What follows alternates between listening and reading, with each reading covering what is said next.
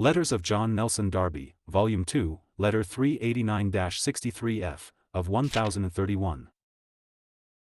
p. 111, from the French, Beloved brother, I do not believe that restoration means the recovery of peace, unless it be peace in the consciousness of the favor of God, which is enjoyed anew in the soul, the re-establishment of liberty of heart with God.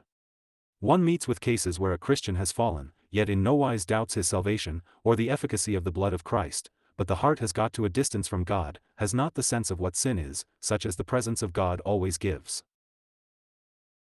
Now to be truly restored, the Christian must recognize the point of departure where his soul gave up communion with God, and sought its own will. It was thus with Peter. The Lord does not reproach him with his fault, but says to him, Lovest thou me more than these? That was the point where his soul had turned aside from the right way, where self had shown itself, confidence in himself.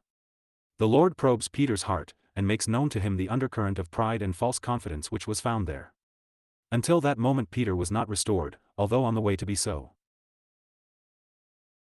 When a brother in fellowship has fallen, and has sincerely acknowledged his fault as an evil, even when he may have been reinstated, he is always in danger of falling again if he has not judged the root of it.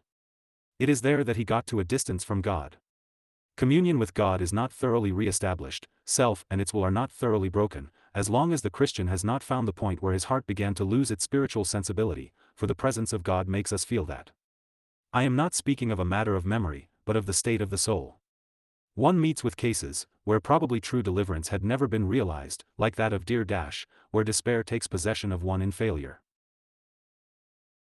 Then it is a question of finding peace through the blood of Jesus, or at least of power to raise the shield of faith, of confidence in God.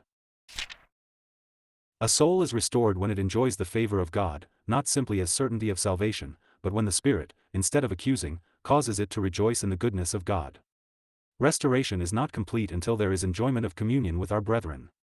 I remember having seen horror at having sinned against grace, and at the dishonor done to the name of Christ, as the first effect of the renewed power of the Word in the heart. Then came the sense that grace has triumphed over all, blessed be God.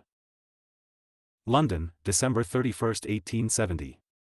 52063 F.